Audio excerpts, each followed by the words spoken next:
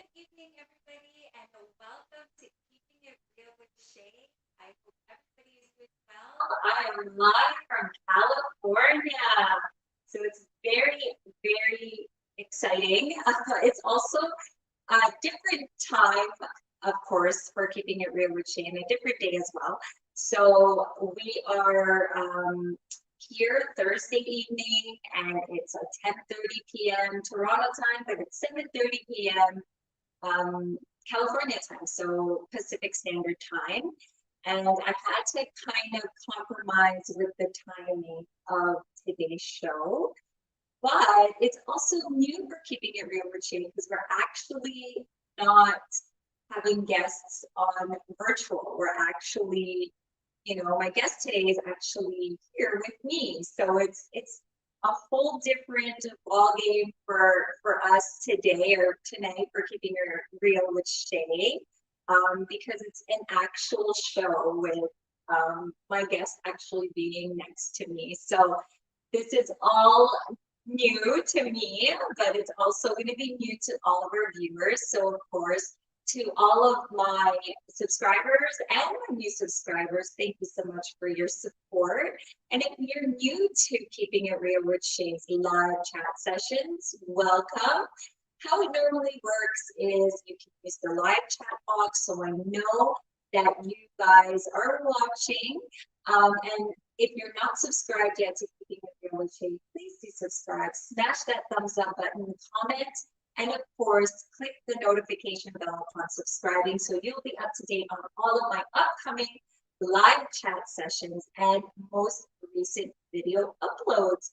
So recently I've just been uploading shorts and trying to upload videos when I can. It's just been very busy, but I'm trying to, keep the flow going and making sure that I'm always uploading. So, I can see all of you guys uploading your videos and, it actually motivates me and inspires me to do the same. So keep uploading. In terms of updates, not much going on with me, just been busy working, just trying to keep it real, keep it simple, and just have fun and embrace everything that's happening, right? We were slowly getting better, and then, in terms of the pandemic, and I know numbers are now shooting up again. But let's just continue to, keep our distance from each other. So keep distancing, kind of stay within our bubble as much as we can. Like, don't go out too crazy. If you are going to go out and it's going to be crowded, just make sure you continue to wear your mask, continue to sanitize, and let's just continue to flatten that curve because there are a lot of, the numbers are slowly creeping up again. Let's make sure that we maintain our distance and we wear our masks and we just continue to do what we were doing before the restrictions were sort of lifted, right? So that's me just kind of reminding everybody that we are not in the clear with the pandemic, guys. So please, if you're going to do gatherings, just make sure that you continue to keep your distance, wear your mask, sanitize, and especially for the kids under 12 who aren't vaccinated, please make sure that you continue to wash their hands and they continue to wear their masks and they just stay safe. So that's a little bit about me and giving advice about the pandemic. Next, I'm in California, guys. I've been here. I arrived yesterday, and we're actually here until Sunday night. And it's been great. We had a little bit of a rough time yesterday getting on the plane. We were delayed and delayed and delayed. So if you guys are traveling, just make sure that you arrive 3.5 hours, or if not, at least 4 hours prior to your departure time, because everything is slow. There's so much factors you need to go through before you actually get to your gate. Customs is slower than normal. There are a lot of people traveling. It's just been crazy. But of course, make sure you maintain your social distancing again and you wear a mask, and you just have to be really patient. But stay tuned to my vlogs for this trip, because I did vlog yesterday, which I'm hoping to upload tonight, guys, or to premiere tomorrow. And it just gives you a little bit of a play-by-play of what happened to us flying here. It was just crazy. It felt like we were on the plane all day. What turned out to be like a 4-hour flight turned out to be 6 hours. Like we were sitting on the plane for really 3 hours. Like it was insane. So make sure you guys stay tuned for that upload. And hey guys, if you are watching, please use the live chat box and let us know that you are watching, because I'd love to see who the viewers are. You know, I did share as much as I can, so guys, continue to share the link, especially with tonight's guest.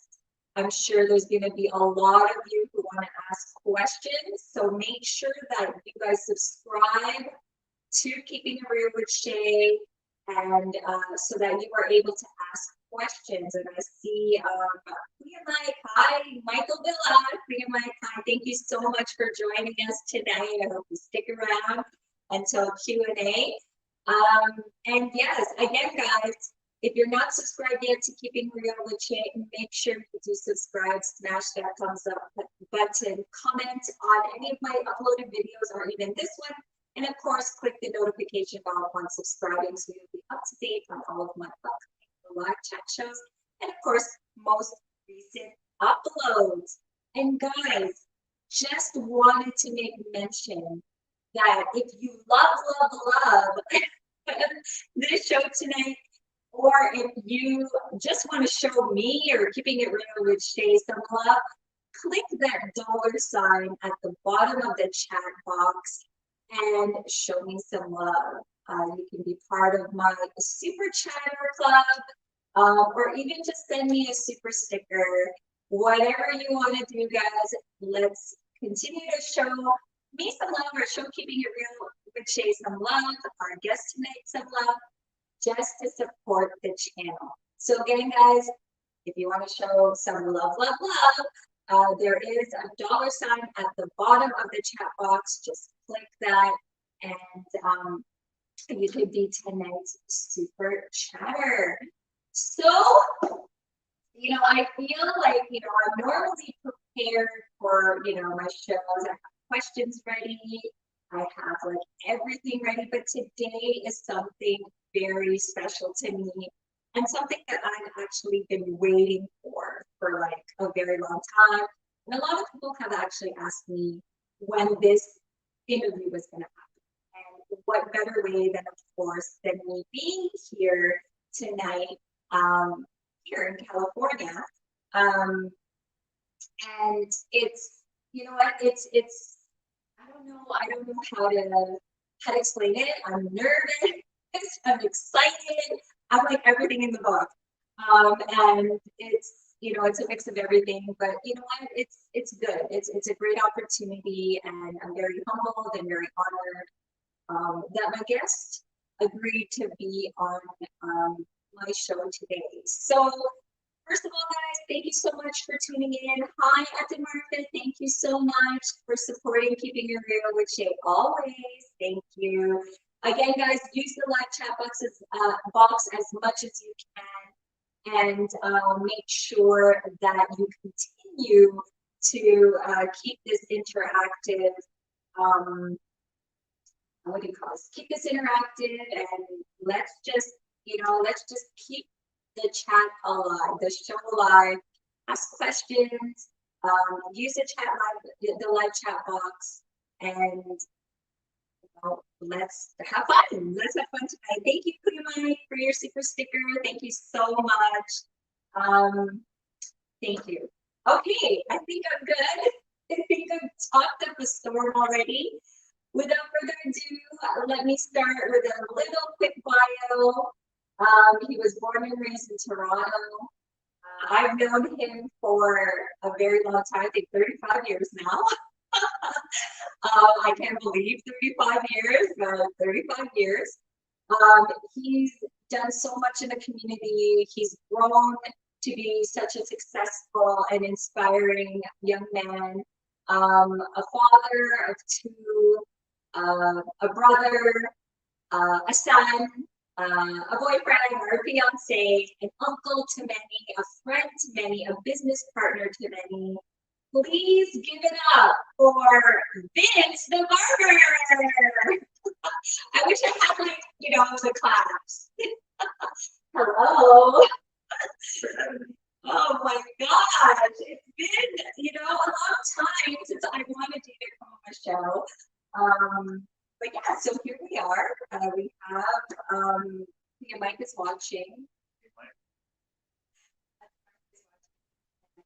as well. So, hi, and we have a Jeremy Peralta. Hello, Jeremy. Yours, okay. Thank you for tuning in, guys, again, and continue to share the link. Hi, Nikki. Okay, so hi, Nikki. So we are. I know. And what a great time because we're here visiting, and this is great. Thank you so much for allowing us to kind of interview today. It's going to be a very casual chat, but I'm sure there's a lot of people that want to watch, that are watching, that want to ask questions and just get to know me better. So I'm gonna kind of step outside of the sister role right now and just ask you just a few questions. But before that, we always do something here on Keeping It Real with Shay. We do fast talk. So I had Kate Everly a few weeks back, I think it was last month, and she was the first guest on Keeping It Real with Shay fast talk. So it's just, I'm sure I explained it to you how it works. I don't have anything kind of in front of me, so this is just going to be on the top of my head, guys. Nothing scripted today. So very, very natural. Okay, so this is as natural as it can be. But let's break the ice a little bit. Let's, kind of, I'm a little nervous. Are you nervous? I know it's so weird because this is like something that we don't do, right? So we're stepping out of our comfort zone. This is going to be fun.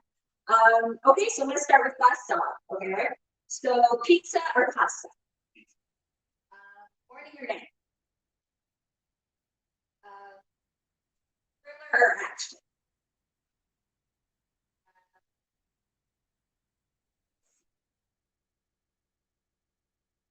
Sauce or no sauce? Shots or mixed drink? Tequila or vodka? Wine or beer?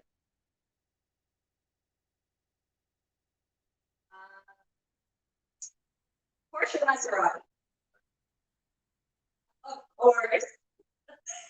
Lakers or Raptors? Pretty much a good one. Lakers or Raptors?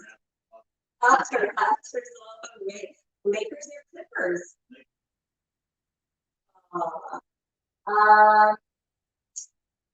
Okay? I need one more, guys. Let's say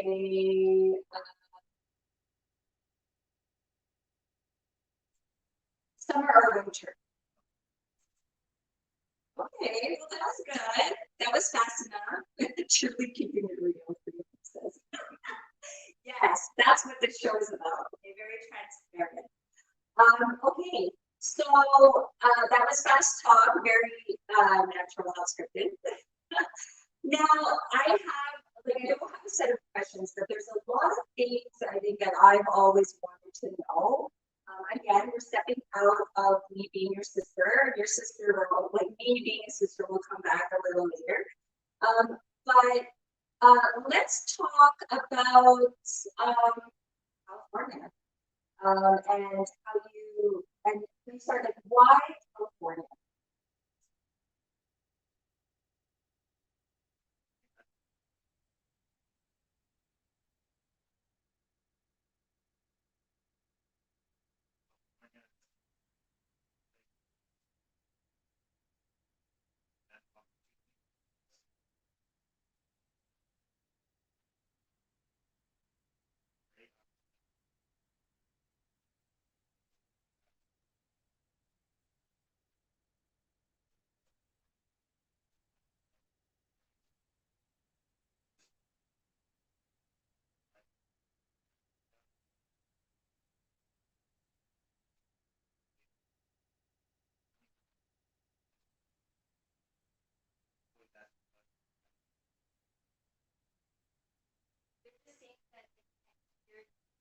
there's no sound, still nothing? Okay, hold on, guys.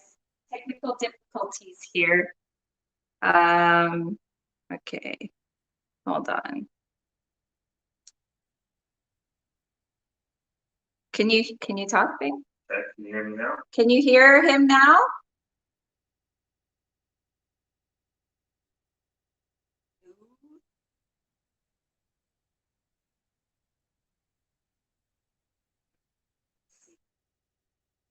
Oh, you guys hear Vince now?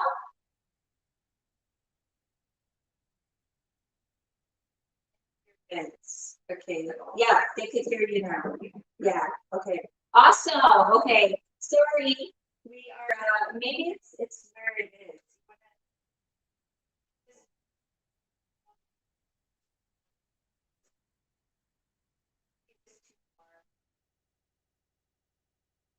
Test again. How's that? Give me a thumbs up, guys, on the live chat box. Yeah, you can hear me? In and out for both of you guys.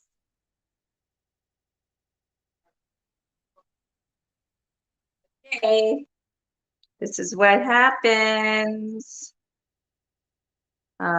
Give me a sec, guys, okay? One sec. Gonna check the audio. Huh? Hold on. Okay. Is that better?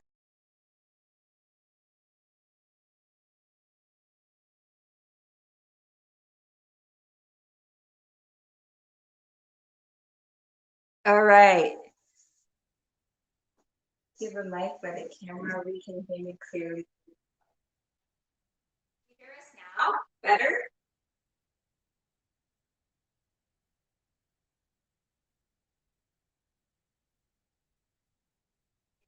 Yes. Can you guys just tell me if you can hear us? Sorry, we're having technical difficulties and I can't hear if you, I mean, I can't see you. So, okay. Okay. Give us a second, guys.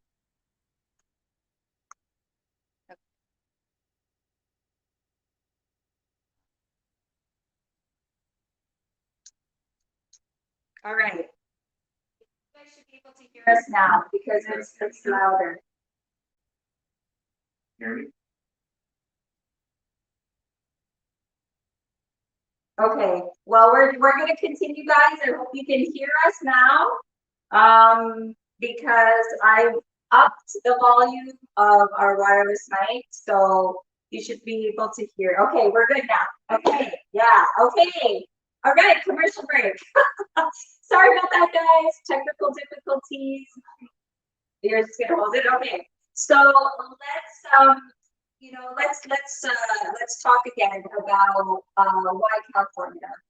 And then we'll talk about, because there are some people that are watching right now that probably doesn't know who you are, but let's just go with why California again. California.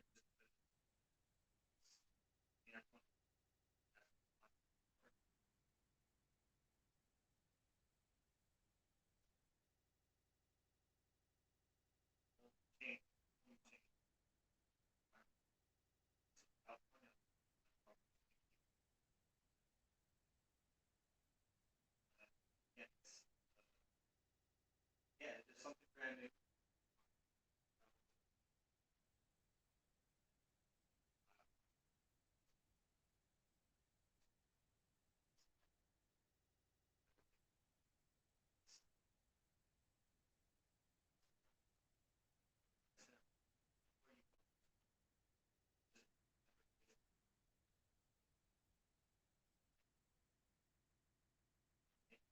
Up here and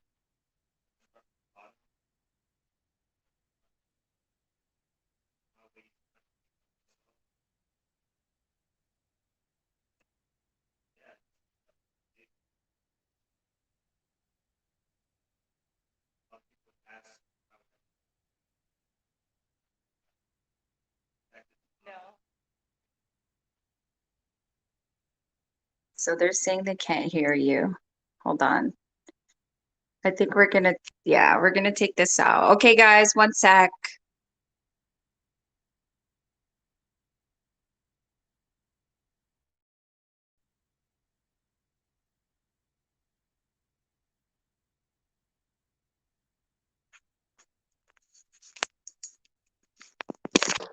Ooh. All right. Okay, is that better? Because we are, yeah, loud and clear. Okay. So, sorry about that, guys. I think this is better. This is better. Okay. So for those of you guys watching, sorry about all the technical difficulties. I do apologize. That's usually how live shows are. But we're back. So for those of you who don't know who Vince the Barber is, he's a celebrity barber out here in LA, kind of A-listers, NBA players, some actors, baseball players. I mean, there's a lot of athletes that he is cutting. And he's also an endorser, which we're going to talk about a little later. So he was just for those of you just tuning in and probably couldn't hear him because he was cutting in and out. I do apologize, but he said he was thinking, people were asking him why New York, and people were asking me, California is where he really wanted to be. And although Toronto will always be home for you, Toronto will be somewhere you will never probably go back to. Yeah, I mean, but Toronto is forever home. It's just this is, I feel like where I'm at in life, this is where I'm home. Yeah. I mean, it's as hard as it was for us to let you go and spread your wings. We can see that you were, it was what you wanted to do, and you taking that leap of faith, and that risk really was worth it in the end. No, for sure. I mean, definitely. I mean, a lot of people look at it as like as an easy thing to do, because I get people, hitting me up all the time, like, "Yeah, I want to come to LA. Like, what can I do, or how do I do this, or can you put me on?" And I'm like, no one really put me on, so it's like, I'm not giving any handouts. It's just like I could kind of guide you as far as like what helped me and what worked for me, but it's definitely not easy. It was a lot of sacrifice for sure. And nothing happens overnight, and it's a learning process. And I've definitely seen people, move to LA and, come with a plan, and then they kind of get caught up in like the Hollywood lifestyle, and it ruins them, and they end up having to go back home. So I've seen a lot of people come out here, and LA just really isn't for them, and you just really have to be determined, and you have to sacrifice a lot for the things you want in life. And I felt like I sacrificed a lot to get to where I am. No, and that's true. I mean, it's hard for people to kind of just kind of drop everything and go. But I think how old were you? You were what, 25? No, I was 23. 23 when you left. Okay, so and that's young. Like a lot of the 20-year-olds now don't really, or younger in that age group, they don't really know what it is they even want to do, right? So, it's a great example to the youth today. I mean, 23, you had a dream. I mean, tell us about actually your journey. I mean, how did you start? Cutting hair? Like, why barbering? What was it about barbering that caught your, I mean, that kind of intrigued you? I mean, as you know, like I was an artist. I love to draw, and I think a lot of it was like being able to like make people feel good. Not only look good but feel good, and like just getting the experience of like cutting up my homies, and getting that satisfaction of like, damn, like you hooked me up, you gave me such a good cut, and just being able to like bond with them. I think that's like my thing. Where like, I mean, growing up, I had all the homies at the house all the time.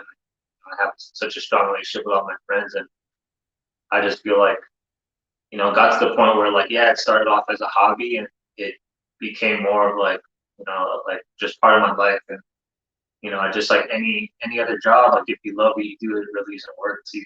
So, but yeah, barbering was just, I don't know, I just felt like I had so much passion into it just because, I look at it as a form of art. And I mean, as you know, I went to college for engineering, and then I dropped out, and then I hid it from mom and dad for the longest time. But I tell this to a lot of the, whenever I do classes, I always tell, uh, you know, share with them that story of, I'd rather make less money and be happy than make more money and be miserable. And it's not, the money will come. It's just, would you rather wake up like, upset or like pissed off that you have to work, or would you rather wake up happy and like not even really look at it as work? Like for me, I looked at it as, I look at my schedule, I'm like, oh, I see so and so coming in today, so I get to catch up with them. So it's more so like a, just my way to not one just see my friends, but to meet new people too. So Yeah, no, I mean, it's barbering is an art, but I think a lot of people think to themselves like, oh my gosh, like why did he think of barbering of all things, right? So that's actually a question that I've always wanted to know too, is why barbering? Because there's so many other aspects of art that you could have went into, that I know that you're talented in, and barbering, I mean, was like, wow. Right. Jeremy has a question. Let's look at our viewers here. Was there a pivotal point early in his career that he experienced that he knew barbering was what he wanted to pursue?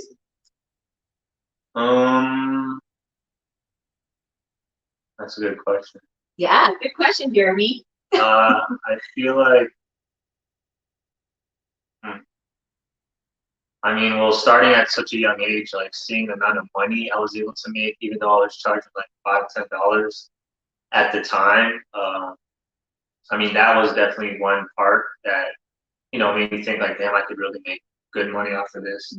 Um, you know, that obviously played a big role, but another part would definitely just be like, again, like the satisfaction and just the look on the client's face, like after giving them a cut.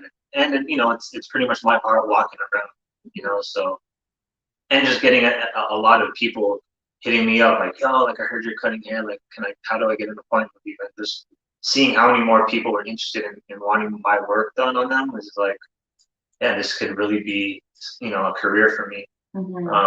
Obviously at the time, like barbering wasn't as big as it is today, but I don't know, part of me just felt like I could really do something with this. And, that's why I felt like LA was the move. And, I just kind of risked it all. I had everything in Toronto was good. Like, clientele was great and money was good, but I just wanted more. And I think, I mean, as you know, like growing up, I never like wanted to be comfortable. Like I always wanted more than kind of, what I had in front of me. But, yeah, I just felt like there was like, I mean, it definitely came to a point where, as busy as I was like, damn, this is it for me. I feel like this is my calling.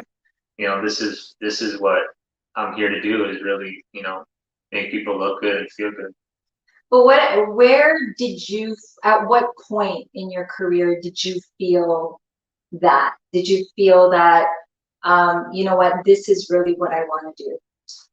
From what point? Like at what point? It was probably when I decided to drop out of college, because obviously engineering, it wasn't like I was bad at it, and, I pretty much had a potential job lined up for me to QAJ at, I think it was Bombardier, one of those companies. So, I mean, I had my career, pretty much ready for me if I wanted to do it, but I just felt more passionate about cutting hair because I went to school, went to class, but right after class, I went home and went straight to cutting hair, and I did that literally every day, you know, until late night, early morning. So, I mean, that right there just felt like, okay, well, do I keep going to college and, you know, pursue engineering? Meanwhile, like, I don't want to do it. Like, I'll wake up and really not want to go to class. You know, I skip classes, and it's just like, well, am I going to waste more money into something and invest in something that I really don't want to do? And then after class, go home and really do what I want to do. So that's when I kind of figured out, like, okay, it's either engineering or barbering. And so I just went, you know, I pursued barbering as my career. Mhm. In terms of, you know, and these are questions that were asked to me from people who know me and who you know, want to know how you started or how things started for you. But how did you get into the celebrity scene? Like what celebrity opened the doors for you? Uh, well, my first ever, you know, celebrity athlete was Chris Bosh. So this is back in Toronto. How I got that was through, you know, one of my best friends, Will, obviously. So photo Will. I don't know if you're tuning in, but you know, Will was scheduled to shoot Chris Bosh for a photo shoot or something like that, and so he had asked Chris if he had a barber. That's when Chris had dreads at the time. He was like, no, you know, I don't. And so he's like, well, you know, my best friend's a barber. I could bring him by. So you know, he brought me along with him. I cut Chris the first time, and you know, cut his manager as well at the time, which is Hadi. To this day, I still cut Hadi. He actually lives out here in LA. So yeah, I cut him up that first time, and after that, literally a few days later, he called me again to cut him up before a game, and uh, ever since that point, I was literally his barber. You know, I cut him up before games, and just the perks of being, you know, an NBA player's barber, and he was like the star in Toronto at the time, so I was able to, you know, go places with him, you know, go to games, sit courtside, and so like the perks of being, you know, just a barber to an athlete, I was like, man, this is cool. Like I want to do more of this. And obviously Toronto, there's not, you know, there's only so many people like that you could cut. And so when it came time to move to LA, that was the time Chris Bosh moved to Miami. And so when he moved out there, I pretty much told him I'm in LA now. So any of your NBA homies, let them know I'm out here. And then one of the goals for me to move out here was to cut a Laker. Mhm. And I told myself if I move out here, like I gotta again reinvent myself and network. Like networking is key in LA. That's the number one rule of being successful is, you know, really networking and just being in the right place at the right time and meeting the right people. And so I've been able to do that, you know, since day one of me moving here. And uh, I think it was like 2 or 3 weeks in, I was able to cut Meta World Peace, Ron Artest. So, you know, I started cutting him, and again, you know, he's a big name in the league, and it's just again, it's all about relationships, and you know, they kind of just open up doors for me to be able to cut any of their fellow NBA friends and stuff like that. So, but yeah, Chris helped me out a lot, and then Drake helped me out a lot too. Drake. So Drake's personal barber, J Mac, shout out J Mac. He was one of my mentors growing up. I don't know if you remember, but I used to drive all the way to Danforth to go get cut by him, and then I would just sit there and just kind of watch how he worked. And you know, he put me on to cut Drake out here one time. It was like the earlier years of me living here, and you know, he put me on with Young Money, so I started cutting up like Lil Wayne and Mac Main and all the Young Money guys and Tez and all them through, you know, obviously through Drake and them. So again, it's just all, you know, word of mouth and building relationships and just being consistent. So I feel like as a barber or any form of artistry, like, you know, that comes a long way of just being consistent, professional, and humble for sure. Yes. Yes. And I think that's always something that I've always told you is to always make sure that you keep your feet on the ground and just stay humble because no matter how how successful you get, or how high you've reached, that you always have to remain humble. Queen Mike says, one thing I always teach my kids is to be good to people, because your network can take you lots of places. You're obviously talented, but how big has your network been in your success? And sometimes I just I don't even really look at it until I sit down and sometimes I'll just go to my phone, or I'll look at my Instagram post. Say I'm trying to look for a whole post, and I'm going through my all my posts and seeing all the things I posted. I'm like, damn, you know, I'll sit there and just think to myself, like, damn, I've been able to cut a lot of people that I had looked up to growing up, and even people that I never thought I would ever meet. But again, being in LA, it's possible to be able to meet these people, and again, it goes back to just networking. And I think, I mean, just like you're saying, you might being good and just being good and kind to people around you. And for me, it's like treating all my clients that sit in a chair like a celebrity. Whether you're a celebrity or not, you're getting treated the same way. I'm giving you that A1 service regardless. And I think a lot of that goes a long way, because again, what I shared a lot of younger barbers is, you just never know who's in your chair. You never know what they do. You never know who they know. So first impression is everything. And again, I've been able to meet a lot of big superstar celebrities in my life that I never thought I would, but it was through the people that have sat in my chair.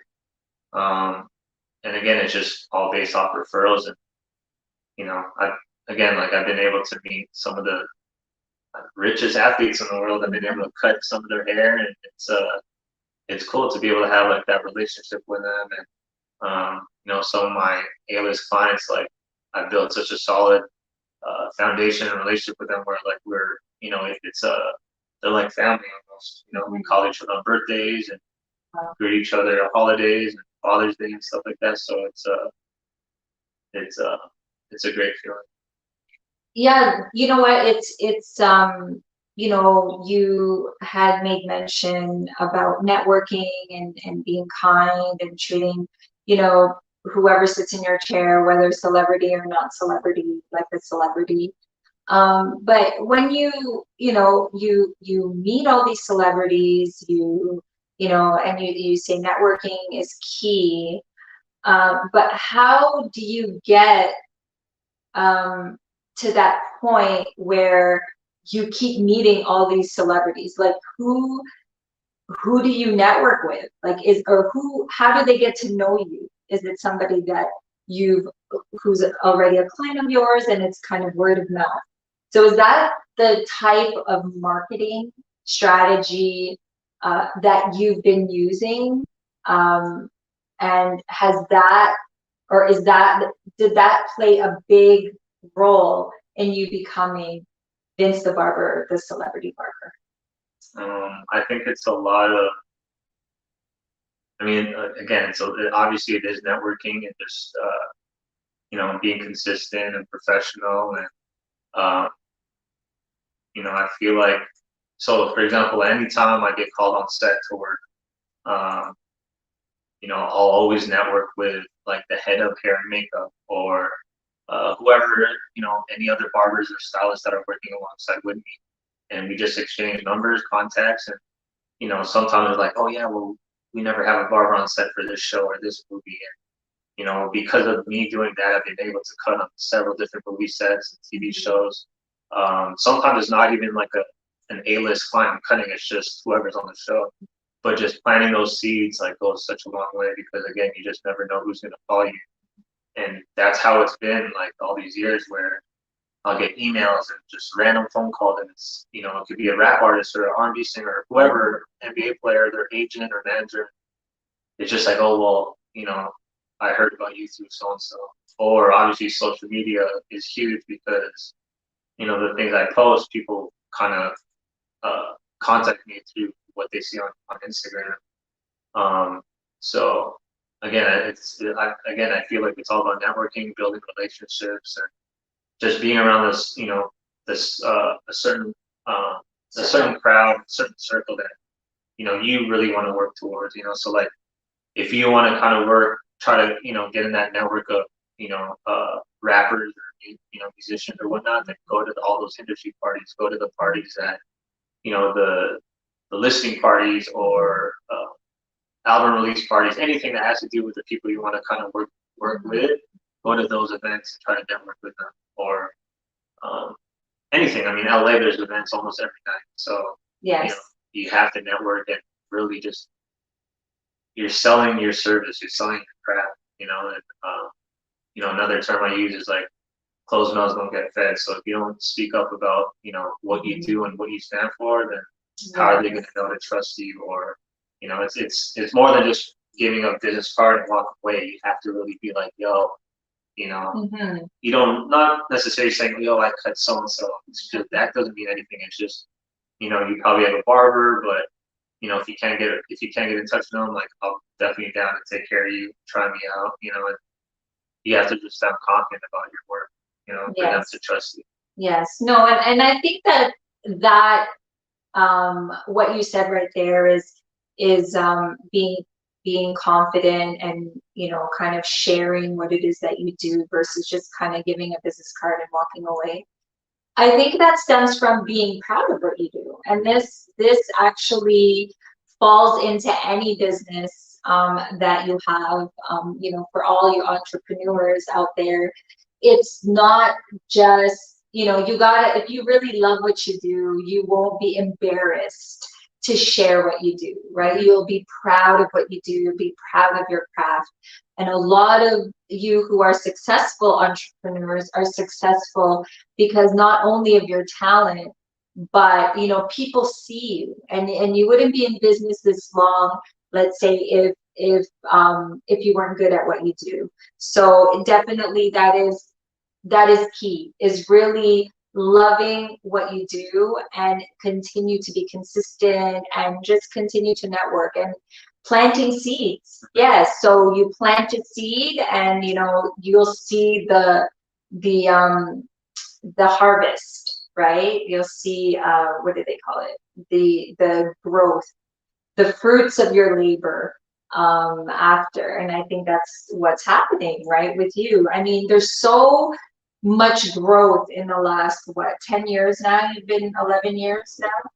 Yeah, so Vince has been in LA for now 11 years, and I'm sure a lot of you who are following him has seen his success from beginning to end. And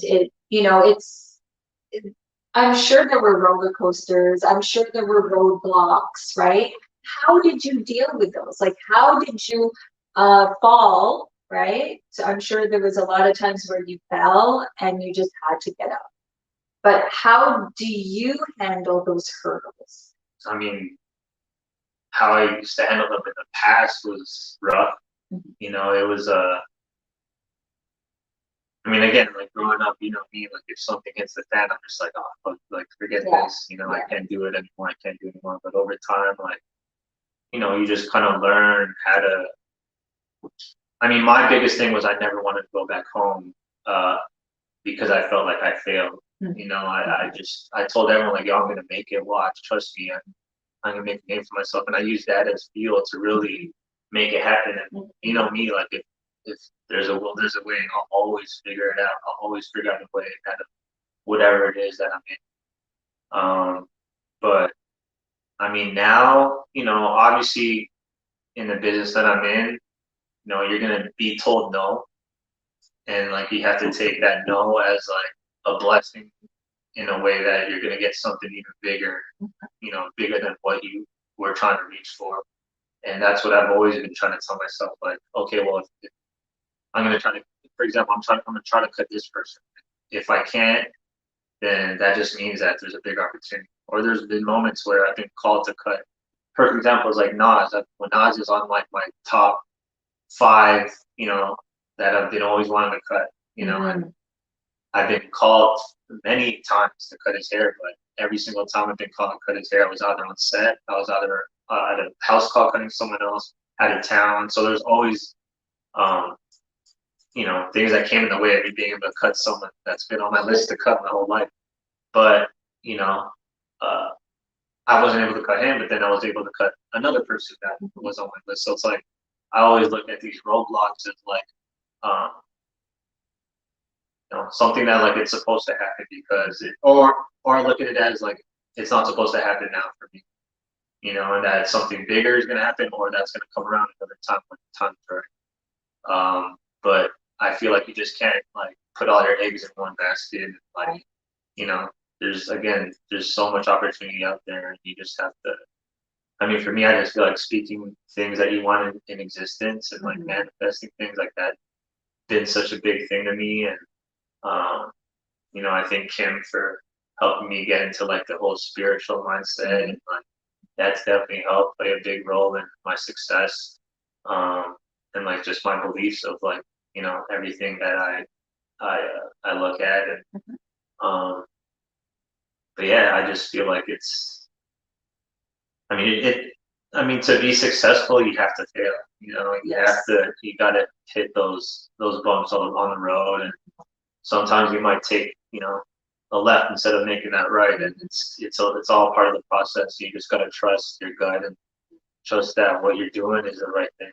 Yes, no, and it's true. I just think there's a lot of people that probably, wonder like how you became you, right? And your journey as Vince the Barber. It wasn't always easy, right? So it's true, you do have to fall a few times and get up a few times to be successful. There's no easy way, right? There's no shortcuts. You gotta kind of um, deal with it head on, and that's how you learn. Actually, that's how you learn.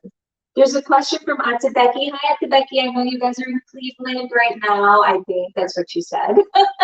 So hello to, of course, the Antonio family.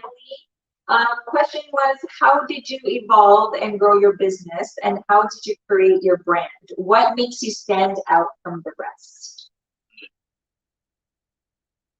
It's a good question. I know. Our cousins are just full of these good questions. Building my brand was just. I mean, to start off with my barbershop, I just wanted something different. I didn't want to be like every other shop on the street. I wanted to create, a whole different environment, a different vibe, a different look, a different meaning. None of my shops are ever like a barbershop related name. I always looked at, anything that I create being more than what it is. So, gray matter, you think of gray matter, you wouldn't think it's a barbershop. 5 appointment only, my backpack company would never think it's just for barbers, even though, my initial product is a barber product, but we're now tapping into whole different avenues, different industries, different, yeah. So branding, I just look at it as like, being different, being something that's not like everyone else. And I felt like even as a barber, I kind of created my own lane. I never really followed anyone else's. And, I don't really pay attention to what everyone else is doing. I just kind of stick to what I know and what benefits me and the family. And, I just, I feel like I'm such an OG in the barber industry. There's all these amazing young barbers in the game now, and it's dope to see. But again, it's just, I don't like putting all my work out there. Like, yeah, everyone looks at me as a celebrity barber, and I don't really portray myself as that anymore. It's just, I'm just like I'm an image. I have this client now, but yeah, I think again, just building your brand. You just always, for me, I always wanted to come out different than everyone else. I didn't want to be looked at as, oh, he's just like that other barber, or he's doing the same thing as this guy, or his barbershop looks like this barbershop. So again, it's just being different will make you stand out from Yeah, no, and that's true. I think with you, it has always been the uniqueness. It's always been how you could be different, right? And that's actually a good thing. And that's actually what makes you continue to keep striving and to keep trekking forward is because you want to continue to stand out, right? But you're also raising the bar for the aspiring and upcoming barbers as well, right? Kuya Mike says, I think it's his good looks. Oh. And Jeremy Peralta says, hashtag always on the move, hashtag never not working. That is true. I think that actually is our sibling hashtag, never not working, always on the move, always hustling and grinding, right? That's always been kind of our hashtag, I guess. But you know, let's take a quick 2 minutes just to say hi to everybody. So again, hi to our cousins. We have Kuya Mike, we have Nikki, we have Christina, we have Robin, we have Alex Antonio, we have Atibeki Antonio. We from friends, for me, I have Life with Joy, who is my work wife. Thank you for always supporting Keeping It Real with Shay. She says, Shay praises your success and is so proud of you. Keep that hustle, is what she says. And of course, my neighbor, Oksana, thank you so much for tuning in. Goody is on as well, so thank you for watching, guys. Jeremy Peralta is still here. Thank you so much. Thanks, guys. And of course, if you're just tuning in to Keeping It Real with Shay, we're here live with Vince the Barber, celebrity barber of the A-listers, NBA players, and athletes, actors. Oh my gosh, you name it. He's you know, they sat in his chair. And just if you guys missed my last minute, if you guys want to show Keeping It Real with Shay some love, please click that $sign at the bottom of the live chat box. You guys can be a part of the Super Chatter Club or send me a super sticker. But yeah, so show Keeping It Real with Shay some love by clicking that $sign and being part of the Super Chatter Club or of course send me a super sticker. Okay, so let's talk a little bit about by appointment only. By appointment only, for those of you who don't know, is I guess it's where the general barber backpack was born, right? So tell us how that concept started, because I believe, if I'm not mistaken, it started with a design on a napkin. Is that correct? Yeah. Can you tell us just a little bit about that? I mean, as a barber, a lot of barbers know, like, you know, being mobile, everyone used like this carrying case was pretty much was just like a, you know, empty box with a couple little organizers and slots for you to put your clippers in, and you know, it really wasn't protecting your tools that make you money. And so I would always have to carry that as well as a backpack to carry my spray bottles and blow dryer and all my other products. And so I went through maybe like 6 or 7, if not more, cases because they've all broke down on me, and you know, a lot of my clippers got ruined and chipped, and I was just like, how come no one's ever come out with like a backpack or like something that just carries everything? And so, I mean, at the time, like, I didn't really know who to go to for that, or like how to design one, or so I was like, you know what, let me just figure it out. And I think I was at dinner, or I don't know where, I forgot where I was, but I literally started drawing one out of the napkin. And yeah, it took me probably a little over than 3 years to like finally come out with the perfect design, the right design. And you know, I met the homie Jay. He's from Toronto, but I actually met him at Coachella here in here in LA. You know, we got to know each other. We kind of knew a lot of the same people, and he connected me with, you know, the sourcing agents that he knew, and you know, it went from there to me finding like a solid team now. You know, I got 2 partners now. One Brian, which is my main partner, and then our designer, Dan. So Dan, I've known Dan for years through the Jabberwockies, and so again, it goes back to networking and who you know and all that. So Dan actually was one of the head designers for Herschel. Oh wow! So yeah. I used to take my designs to him. He used to tech them out for me, and I would send them out to the factory. And I had a manufacturer over in Hong Kong. And so at the time, like, I was really like Dan was helping me out, getting these files to them. Over time, like I kept working alongside with Dan, and then I finally was like, hey man, he left Herschel and he works for Vans and he's a head designer for Vans now. And uh, we spoke and I was like, hey, would you want to be part of the company? Because it's such a big asset and he helped me out along the way. And so he came in on it, and so yeah, it just became, now we have a solid team, and now we're just coming out with all these different products, for the barbers and stylists out there. And yeah, the General is our very first product. Now we have a General V2, we have a General Light, we have a Sidekick, and now we're tapping into like lifestyle products. Awesome. But yeah, so I mean, the goal is, and the goal for my appointment only is to branch out to, like I said, all other avenues.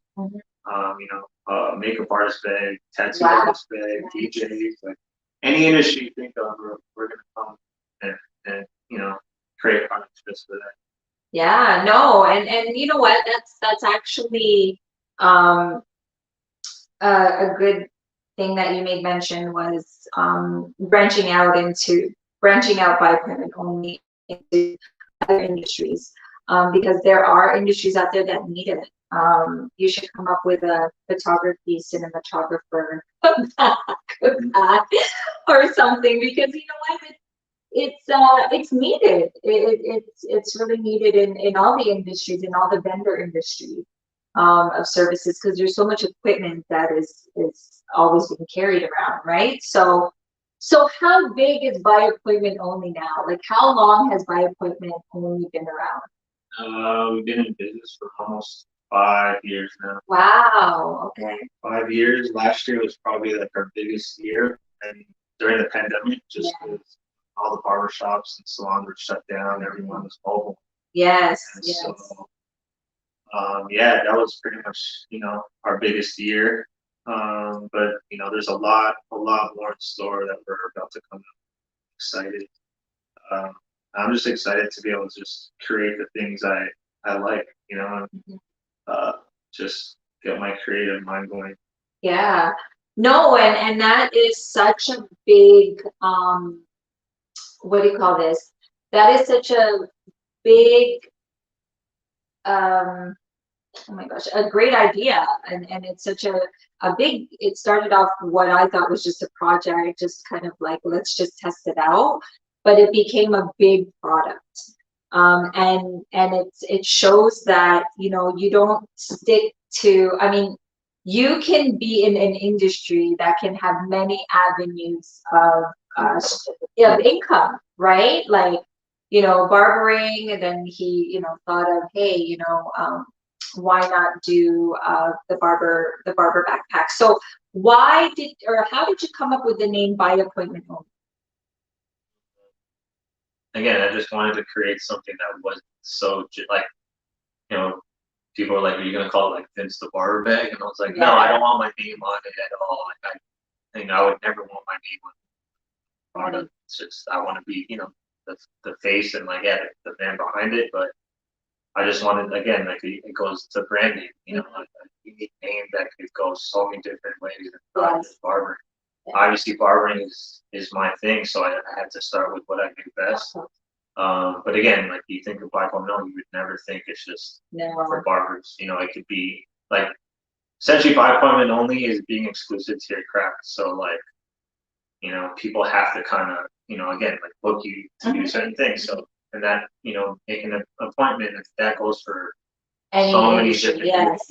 So no, it's true. I just felt like that name, could go such a long way.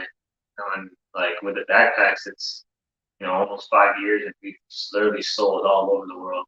Wow. Like I never knew there were barbers in certain countries before, and we've touched almost every part of the world. Yes. Which is crazy. Yes. No, and it's amazing to see, it's crazy. I always, I never ask because I just, it's a barber backpack, like, but I see it. Like I see your posts, I see, where it's where it's taken, really.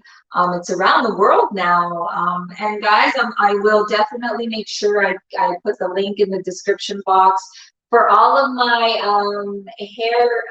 hair and makeup stylists out there. Stay tuned because there's gonna be one bag for you that will be coming out. So I'll make sure to let you guys know all the the stylists that we have and the MUAs that are watching.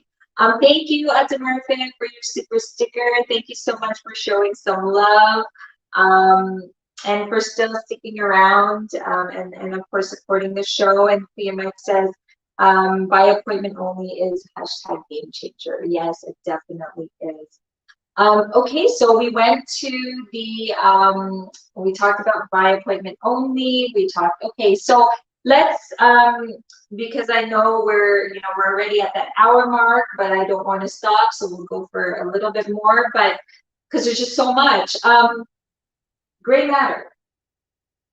Why the name, and how how has the shop been doing during the pandemic, and how is it going now?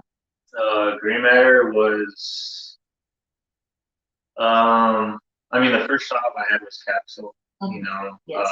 and all that, went the other way.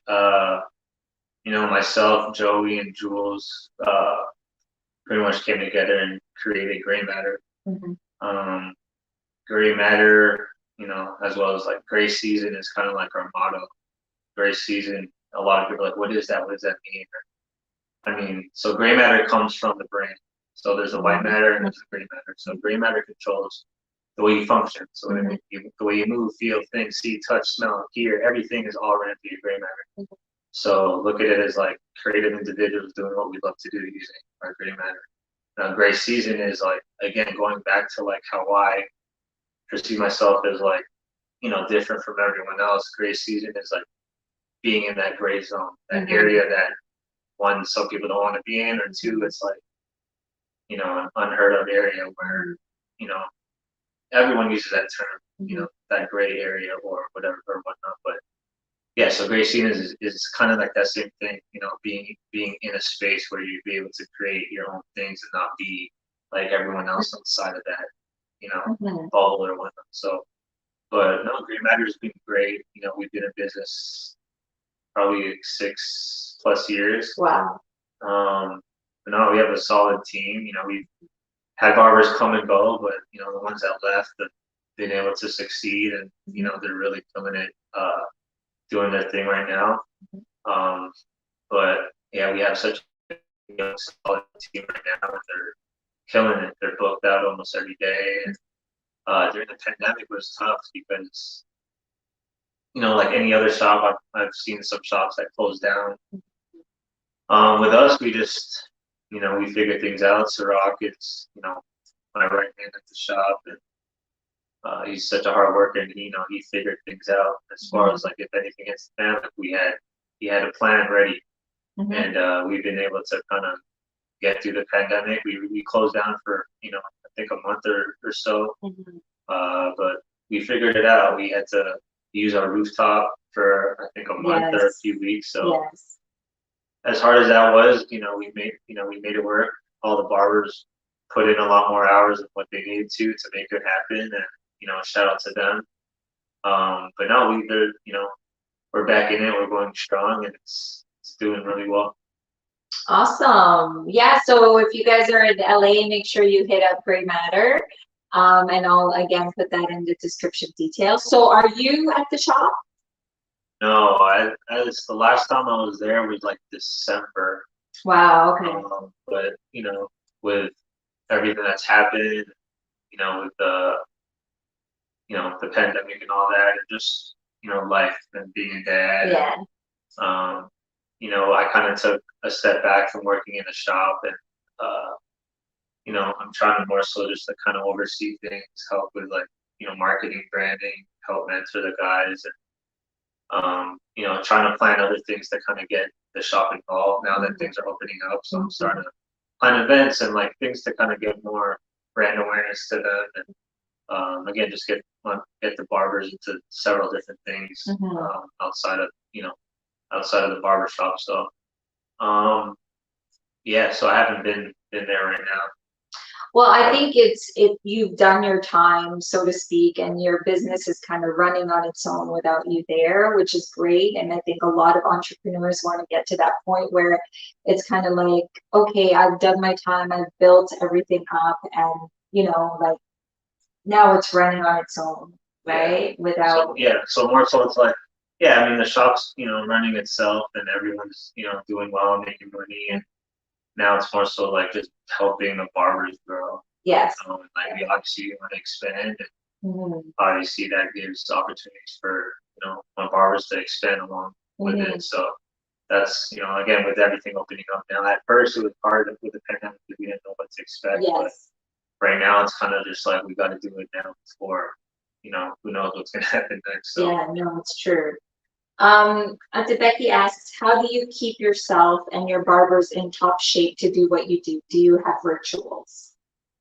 mm, So do you do teeth puddles? Maybe is that what she means, or do well, we try it again. It's hard with everyone, having different schedules, and everyone they're at different points in their lives. And it's always like our biggest thing was, trying to get meetings going and having everyone present. Mhm. I think during the pandemic when Zoom and everything became such a big thing, it was easier that way. Yes. If we couldn't get everyone physically in one place, then we would do FaceTime meetings Mhm. or Zoom meetings or whatnot. So um, I feel like that's the best thing, to kind of get everyone on the same page and Yes. see how everyone's doing. So I feel like that's like a major key is just having, team meetings or just like, you know, I mean, back then we used to have dinners and Yes. like just Yes. being able to do things outside of the shop. Yeah. That way everyone kind of gets more of like a, Involved, like yeah, kind of, yeah. And I think that's important in any business is really making sure that your team, you stay in constant communication, you're always on the same page. You do things outside of the office or outside of your regular, work, really, or business, and just have fun and just kind of regroup, reset, right? And I think team meetings is very important as well. Ate Marfe actually is my mentor, my mentor, my very best friend, and just she's always good at that too, and which is why her team is growing too. So as an entrepreneur or business owner, and if you have a group of people, right, that are that trust you, and you trust them to go under your wing, it's always good if you especially want to retain them and yeah, make sure that they're growing as well, is to make sure that you are always on the same page, and team meetings is great. And I always see that you guys do a lot of charity work, you guys do more in the community together as a community, as a business, which is good, which is great. Clea Rob asks, is there an appointment or individual that you are still in awe of or amazed that you actually booked that appointment? Or were you satisfied with your performance and results of the cut? um, like anyone that I'm shocked that Yeah, like is there somebody that you actually, oh my God, like, okay, say for example, I don't know, Ludacris. So Ludacris is like a regular for you, but like, just say you book that appointment and then like you cut his hair and then you're like, oh my God, I can't believe I just did that. Like, do you get nervous or like, I mean, if you could choose one that you were really like, oh my God, I can't believe that guy was sitting in my chair, or I can't believe that I actually cut that guy. I mean, I want to say Diddy. I cut Diddy. Uh, P. Diddy? yeah, I cut, Oh, wow, I didn't know that. it was a few years ago. I cut him for the Golden Globes. Like, I literally cut him probably two times I think about it. But yeah, I mean, one of his barbers again is like OG barber too, and I looked up to him, and he's plugged me with a lot of people that I've been able to cut. Um, but yeah, I feel like being able to cut Diddy was big just because he's the closest that I could get to like Diddy. You know, but I feel like a lot of like the OGs that I've cut are like it's pretty much guys that I've like looked up to and been able to cut. Tyrese is obviously one of them. Oh yeah, You Tyrese. know, Ludacris, obviously, till this day, that's like my big brother. Again, just being able to have that relationship with them and being able to just hit them up just on some homie stuff, Yeah. just to say what's up or whatnot. But a lot of these guys, I've been able to just, reach out to them off just for anything, and being able to not one just call them a client, but as like they're like a friend now. Mhm. It's that's a big thing for me. P Diddy. Did you cut Jay-Z? A lot of people thought Yeah, that. a lot of people thought that, but he was in your vicinity. Yeah, I mean, so he was On the shop. Yeah, Yes, so he was, yes. yeah, I mean, afterwards we got to just talk it up a little bit. Obviously I had to ask for a picture. Of course, yeah. It's Jay-Z, so but Wow. being able to have him in the presence of him see me do my thing, and, he was just like, oh, so you're on the show a lot. Like, yeah, I'm on the show. I work the show. That's just so. So just again, even having the smallest conversations, or Kobe, obviously, like that was one of the main people I wanted to cut too. But I never cut Kobe. But I was always like, we've had conversations while he was getting his cut, and I was cutting him. Wow. Yeah. Just talking about like life and kids, and just that moment alone is bigger than Mhm. cutting his hair. Of course. No, and I think that's wow, P. Diddy and Kobe being in the same vicinity, and Jay-Z. I mean, these are people that we grew up to know, right? But so P. Diddy was it for you? I mean, probably one of One of the biggest, yeah. one of them. I mean that. Yeah. Yeah. Jeremy, I'm gonna go back to your question because I do want to touch a little bit on that before we run out of time. We're gonna have to do a part two at some point. Queen Mike's asking, how has the pandemic affected business, and is it still affecting it to this day? No, business has been like booming. Awesome. Especially for like Black women only. Again, that was our biggest year during the pandemic. The barbershop is back at it, and it's all my barbers are booked every day.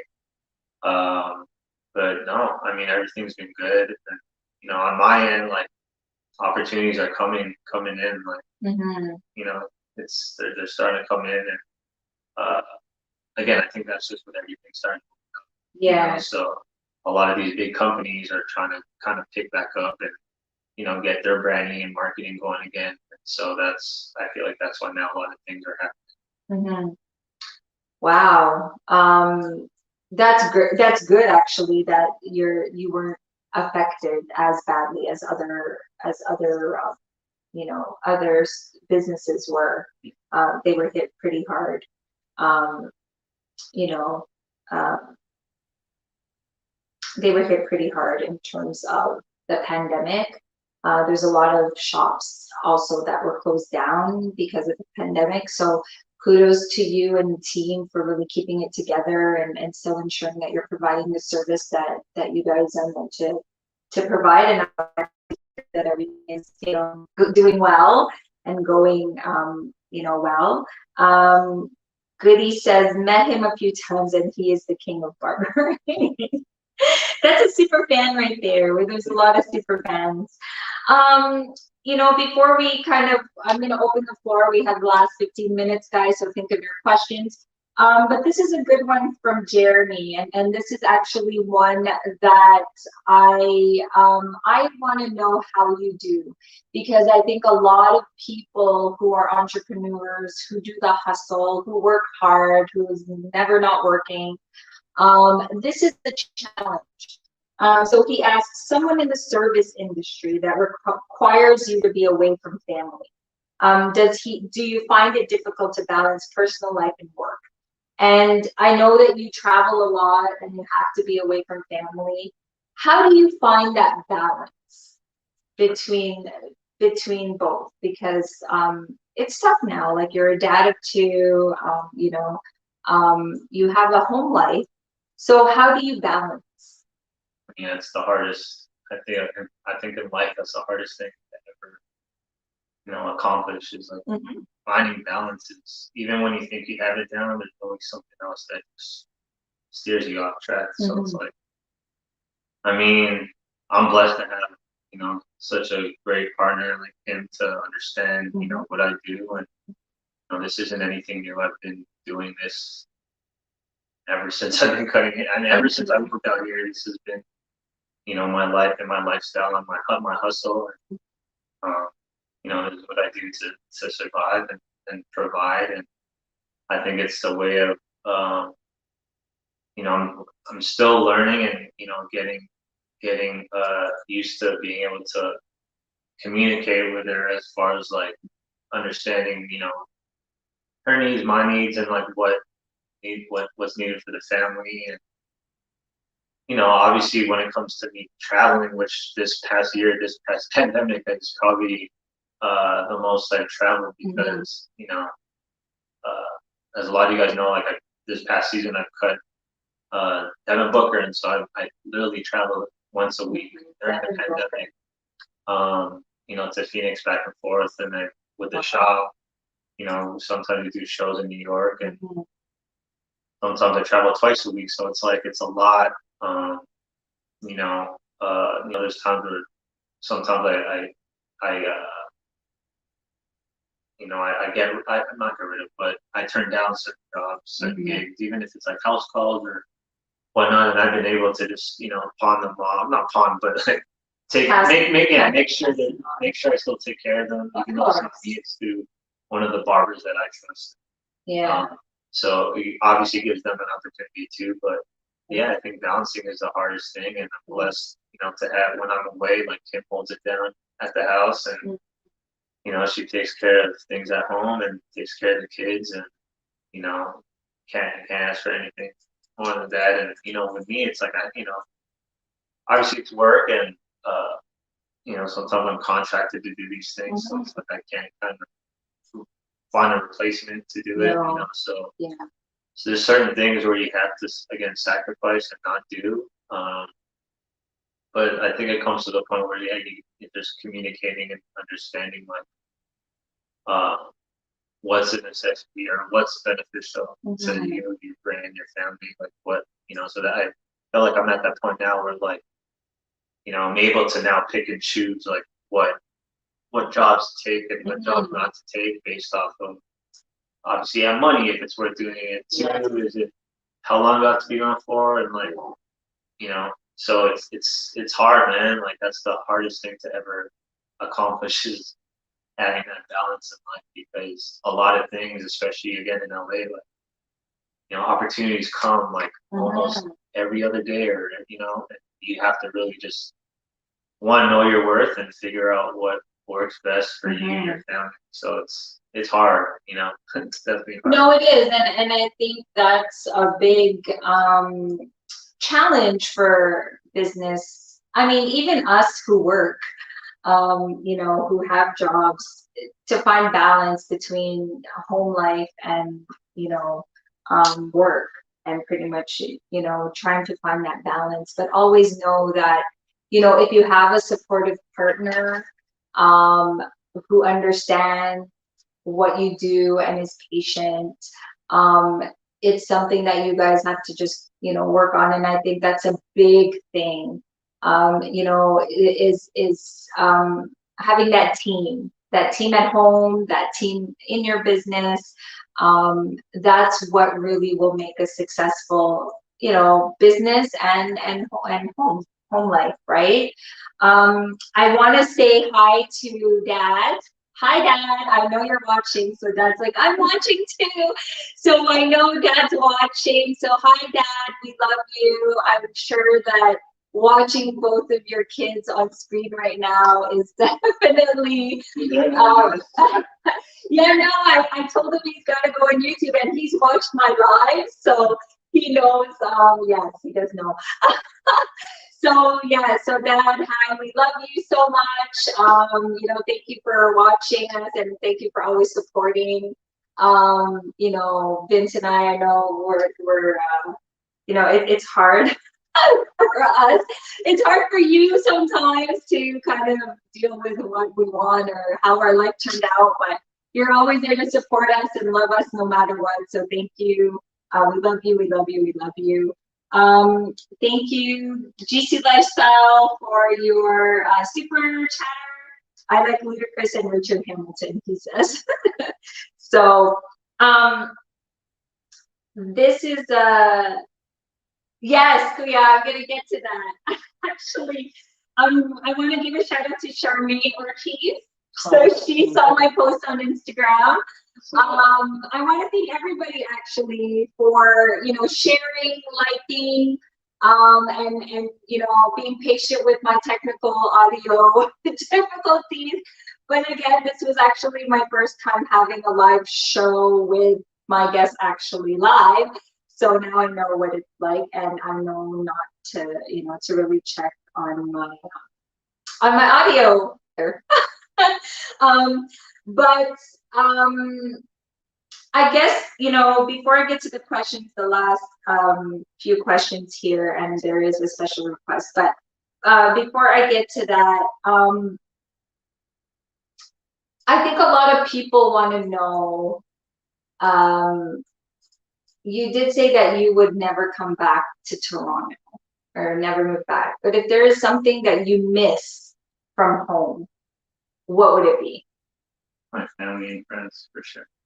Yeah. You know, just being around the support system. I mean, again, I don't have much family here other than like my family. Obviously, the support of my friends, business partners, and coworkers. You know, I appreciate all of them and all of that, but nothing, you know, nothing is better than your actual family, your close friends back home. You know, and again, like you know how close I was with all the homies, and Yes. I mean, I know they're out there supporting and rooting. Always. You know, my biggest thing too is just, you know, trying to make everyone proud at home, and like use that as like, again, fuel to just keep going, keep pushing. And you know, I'm not, everyone's like, damn, you made it. I'm like, I'm not even close to, I'm just getting my feet wet. There's so much more that I want to accomplish. I just want to thank everyone for the support, but I definitely, you know, miss family, friends, poutine, real Jamaican food. Poutine, yeah, real Jamaican food. Well, we miss you. You know, we're always, you know, rooting for you. We're always behind you all the way. But you know, we would love for you to come back home and visit once everything settles, of course. Becky's asking, do you have a vision board for which celebrities you'd like to cut next, or things you'd like to do that and haven't done yet? Yeah, I mean, I don't have a vision board as far as like who I want to cut. I think I'm at the point now where, you know, if it happens, it happens. But now my mindset is more just like business, how to grow the business, how to create, again, like more, you know, more streams of income, and just really not having to work as much. You know, and I always tell myself I want to, you know, get to the point where I don't have to cut hair to pay my bills. I don't want to ever stop cutting, but I don't want to have to cut, let's say, a certain amount of people a day and keep track of that in order to, you know, I just want it to be a thing where I could cut what I want to cut. and not worry about the kind of the income stream. Yeah, where I have other businesses pretty much that's paying for, yeah. No, I totally get that. And I think you're on the right track. I think, you know, you're really trying every possible way to create different streams of income, of cash flow, which is what a great business person does, right? Is really just thinking other ways to expand and grow their business, and also create different avenues for earning money, right? Yeah, I mean, guys, if you have any questions, anything, tell all, anything. He's trying to peek to see what the special request is. No, we're gonna tell you in a bit. But you know, for those of you who are wondering, because you know, I know Oksana, my neighbor, says we look very similar. We're actually 8 years apart. So a lot of people thought we were twins, and thank you so much, because I want to be 35. Yes, somebody thought we were twins. or we were like so close in age, but never 8 years apart. But there is a question that was asked, I'm trying to remember by who, and this was years ago, was, and I want to hear your side, only because, I always answer this question. But let me put back my sister hat and roll. Oh, Oksana says we look 25. Oh, thank you, Oksana. Yeah, so I'm gonna be your sister now. Again. People want to know, I mean, some people, and people probably are thinking the same thing, but somebody, I'm trying to remember who, asked me why we get along so well. And I want to hear your side. I want to see if it like kind of meshes with mine.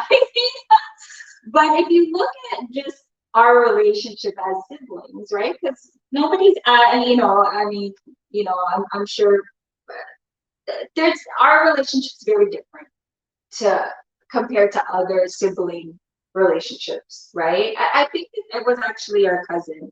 I don't know if it's Alma. I don't remember, but that we're so close, and like, why do you think we get along so good, so well? I mean, I think because the age.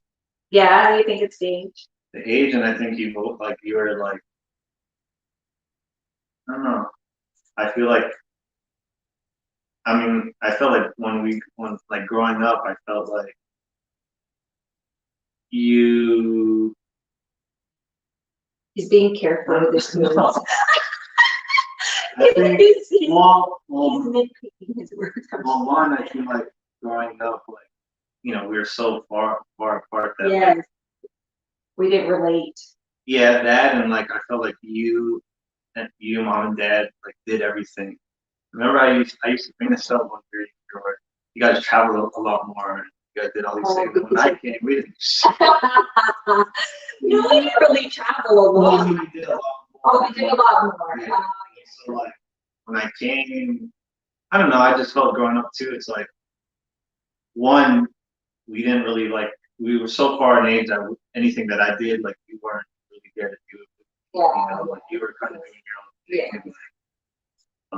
But I think as I got older, it was like you were more like a second mom. So like, I mean, you had my back on letting me do certain things, or sorry, Dad, if you're watching. Be careful, Dad is watching.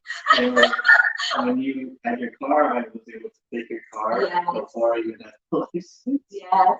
So Dad used to drive her car, drop her off at work, and take it to school. Yeah. So like, I mean, you pretty much had my back and letting me do certain things. I hope my kids aren't watching, but okay. Yeah, I mean, I just think like we had that. It's like I felt like there was nothing to get mad at you about, because again, you weren't. It's not like we were sharing things. Yeah, like, that's true. Yeah. So it's like, if I couldn't ask mom or dad something, I would ask you, or have you tell them. Yeah. So it's like, yeah.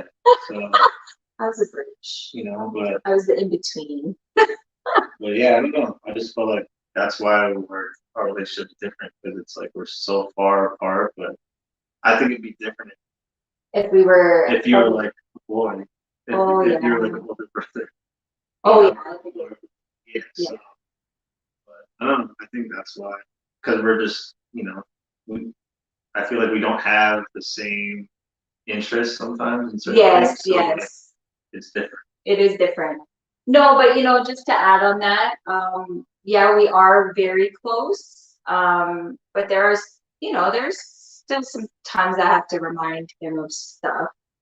But in general, I think because we're so far apart. But with that said,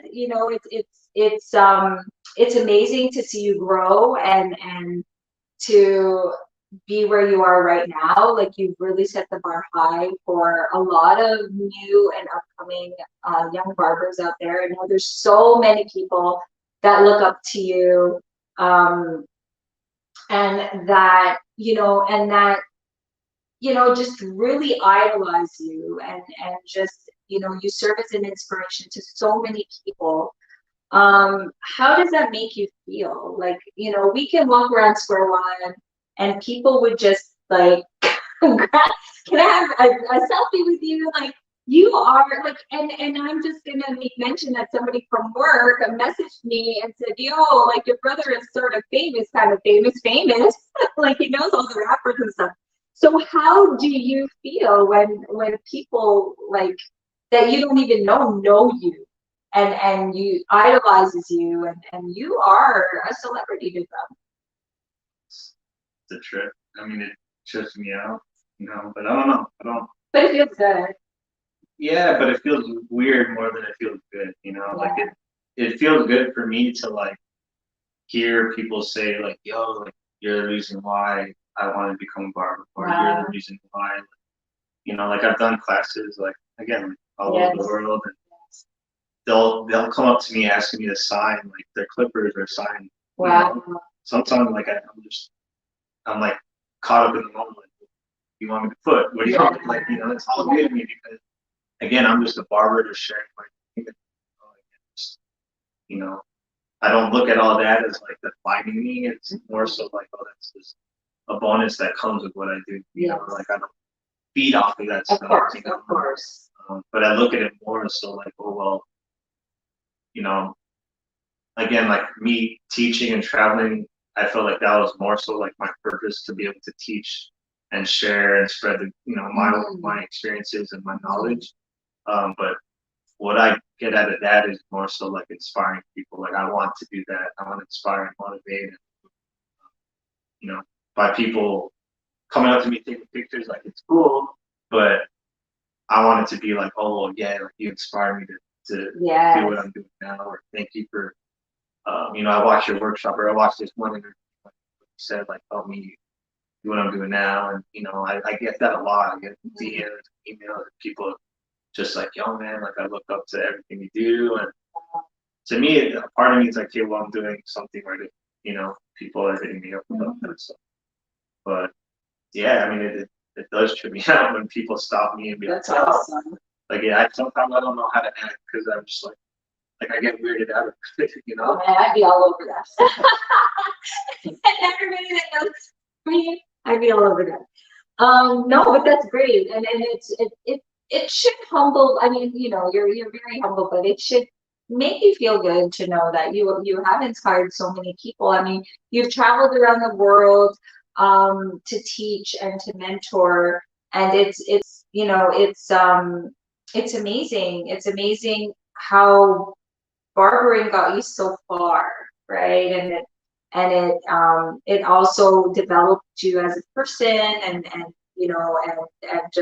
just everything. Like I remember telling Goody that you were such a quiet guy and didn't like to speak. And like when I watch you, I watch your videos or I see pictures of you teaching at these workshops. I'm like, wow. So it definitely has developed you into a person, um, a different person, actually, which is great. And quickly, I just want to say hi to Mayaki Sensei, watching from Japan. So he's a subscriber of mine, and thank you so much for watching. So he's watching from Japan, and Jeremy says guilty, asked for his autograph at a Laker game. Wow, Jeremy, you are a fan, definitely. But yeah, so we're all very proud of you. I have this question I ask actually two questions I ask all of my guests. First question is, where do you see yourself in 5 years? 5 years, a millionaire. A millionaire. I don't think that's far-fetched. I think with the way you're going, you'll attain that. And that's a personal goal. But how about as in your business? Where do you see your business in 5 years? I see having several shops. I see a couple of different business ventures going,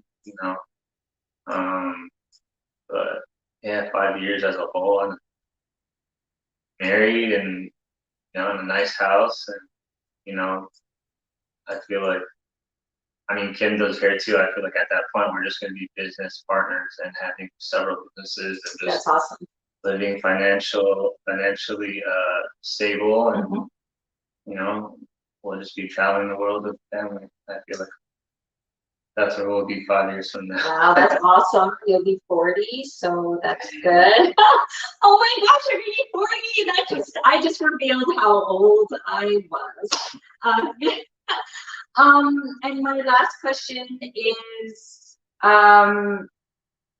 for everybody listening and for anybody watching, all the all the entrepreneurs, all of the upcoming barbers, everybody who looks up to you, everybody that's watching and who will watch this in the future, um, what would you like to say to them? What is your advice? I like to say, well, one, shout out to everyone that supported me along the way. Thank you. And to all the entrepreneurs, upcoming barbers, stylists, whatever the case may be, whatever industry you're in, like, you gotta just keep pushing, speak everything into existence, manifest the things you want to happen, because it's like, believe in it. It happened to happen to me. It's still happening.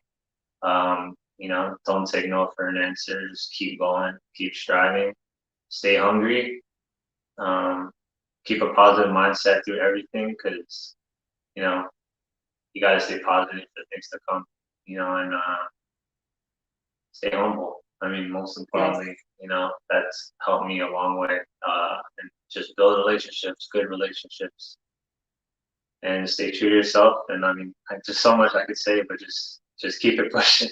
Yeah, no, there is so much you can say, and you say that, and make sure you guys follow Vince the Barber, of course, on all his social media platforms. He's got Instagram, it's at Vince the Barber. Facebook, it's Vince Garcia, right? Or Vince Barber. Or Vince the Barber. Do you have any other social media platforms? TikTok, YouTube? Yeah, why don't you have a YouTube channel of all people? Finding the time to do that. Yeah, no, it's true. You're busy. There's one more question before I get to Kuya Mike's request. From Japan, this is Mayaki Sensei is asking, we are on lockdown again and I want to cut my own hair. Any suggestions? It's been 4 months since I went to a barber. Do something easy maintenance. Easy maintenance. Shave your head. Yeah, I mean, depending on how your hair is, but do something simple and easy to maintain. That's the way to go. So Mayaki Sensei, just shave your head. I think that would be the easiest. Okay, so this is not a request. I mean, sorry, this is not a question, it's a request. And it was actually, Kuya Mike brought it up, but Charmaine actually said it. So for those of you who don't know, who didn't know Vince the Barber before he became Vince the Barber, actually he was a barber already, but he was also one of the top beatboxers in his time. So Kuya Mike's question was, or request is, now that Vince the Barber is so huge, are we ever going to see or hear from Vince the Beatboxer again? And Jeremy Peralta seconded that request. Actually, Charmaine requested it. Charmaine said, oh, he should do a video, but he is live. And I, as your sister, the Barber sister, is requesting a quick example or a snippet of a beatbox. So you can do you can do any beat. Do an old school hip hop sort of beat that you used to do. I do it for Julius when he asks me. Yeah, so we're doing it. We're asking you. Kuya Mike, he says damn you. But it's for Kuya, so our Kuya. And of course, there's Jeremy Peralta, a fan, myself, Charmaine. So, yeah, we'd like to hear a beatbox. Let's see, what's a good beat? What's that song that you used to? I don't know, just beatbox to anything before we sign off. Yeah, something quick. Do something quick. Okay, so guys, we heard from Vince the Barber, and now let's hear from Vince the Beatboxer.